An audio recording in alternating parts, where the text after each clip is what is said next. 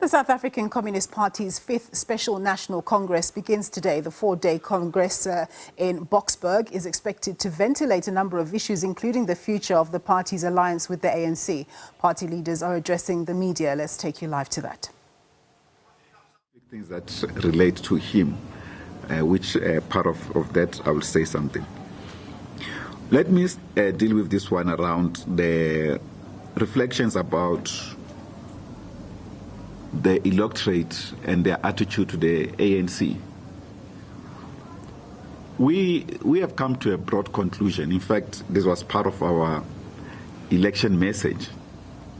That firstly, in South Africa, there was a counter-revolutionary process taking place,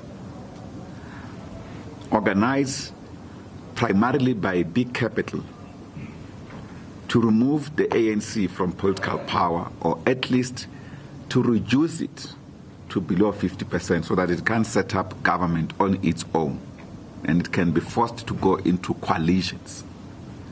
And for this task, Capital had based this on the basis that the ANC, this is our reading, that the ANC's manifesto and the manner in which the people have begun to criticize the ANC, its consciousness has been aroused, that it has to respond to the social pressures of the people.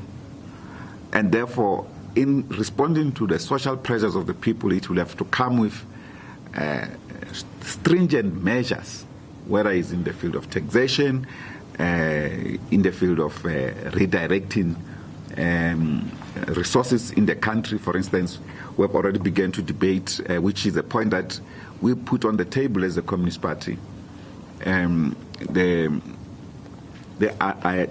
possibility to get into assets that are dormant in the country for specialized deployment, or what we call prescribed assets, so that in the development of the country we have a holistic development, not development that is determined by capital, but also by the state.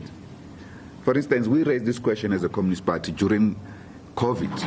When there was a crisis, one of the major requirements to fight against COVID-19, for instance, was a call that people must wash their hands and sanitize. There must be proper sanitation and so forth to fight this problem. But most of our communities had no water. And we said to government, why don't you put in a method? My apologies for that. It was not a coup against these institutions, you know. Thanks, Nat. The issue was that why don't the government, for instance, instruct capital through prescribed asset legislation or framework, which is available, by the way, to say a particular portion of their resources should be deployed in communities without water and sanitation and poor health facilities, so that we build health facilities, water infrastructure and so forth in those communities. And we said there's an opportunity to do so. Governments across the world were doing it. And ours, it took a long process to try and do this thing. Comrades started talking about some resolution 28 in this prescribed asset legislation to avoid implementing this. And this is one of the things that made us unhappy, for instance, with the administration, that the president, for instance, one of his best moments of leadership was during this period, together with Dr. Zweli Mkhize. They were excellent, leading our country in response to this question of COVID-19 crisis. So prescribed legislation was not utilized. I was just giving an example about this kind of interventions that could have been important but were not important. But the reason was that capital, realizing that the ANC had begun to also toy with this question, then they realized that their profitability is not guaranteed. And therefore they needed new role players, including role players in the country who were not dominant. But if you bring the ANC down to below 50%, you are then able to force the ANC, as now is evidently said by the DA, that you can pair ANC with the DA to run government, and therefore the profitability of capital will then be guaranteed. And you know, sometimes when you talk about capital, this book explains it very well, this book, the Communist Manifesto, about the concept of capital. Sometimes people think that we are talking about small traders. We're talking about people with big pockets, those who have appropriated, even if it's through legislation under colonial regime and apartheid, our minerals, for instance, our mines, the Oppenheimer Group, for instance, the Oppenheimer family. Just go and look at the Oppenheimer family's contribution in these elections. The money they paid, which is recorded by the IEC in the party political funding system.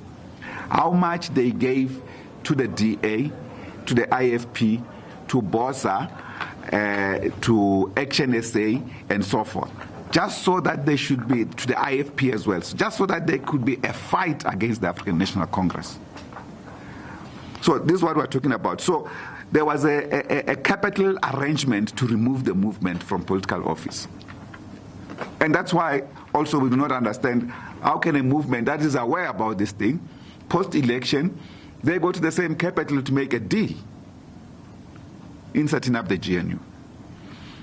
But the other important issue, of course, this project of capital was further consolidated by what we characterize as the Gdansk group. Gdansk, it's a well-known coal city in Poland.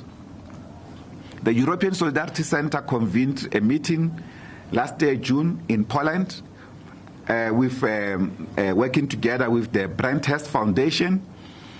The Brenthurst Foundation is a foundation of the Oppenheimer family in South Africa. And they had convened 50 African leaders. Of these 50 African leaders, 15 were South Africans.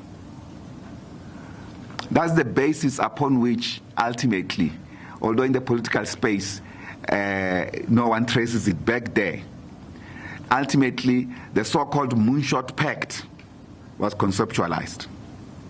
And in doing so, they invited key media role players who were there, and I know they don't like it when we repeat it. But that's the truth, because none of you, we repeated it throughout the elections campaign. You media people are afraid to write about it. We don't understand why. You can't even call us to a single meeting with one of them so that we expose this thing. They signed the declaration. Part of the declaration, in fact, they convened this meeting. I had a brief talk at some other time at the ENCA studios, JJ Tabani, a show, and he had invited Dr. Mpumelelo Mkhabela, former editor of Sowetan. And we had a brief debate about this matter because Mpumelelo was also part of that meeting in Gdansk. And he said, no, I was invited, like all journalists, they get invited into all these different places. That's okay, we understand that. But the issue is that there was an agenda they clearly defined. They called that conference a conference against totalitarianism and in defense of democracy. So creating the impression that there's totalitarianism in South Africa. Really? But who had some of the attendants? The editor of the Daily Maverick. Yeah. I'm just thinking aloud, if I still remember some of those names. The former editor, Dr. Ray Hartley, of the Daily Dispatch. These are, if you add Mpumelelo, these are critical journalists that were there. Then we had former leader of the Nationalist Party and Minister of Defense in the apartheid government, Rolf Meyer. These four, throughout the campaign, they were in every studio, in every radio stations, as commentators, to take forward that agenda. But the declaration of that Gdansk meeting also spoke about the role of corporations in the ICT sector to play with algorithms, to manipulate algorithms against the African National Congress. All right, that's SACP General Secretary Solly Mapaila just giving a media briefing.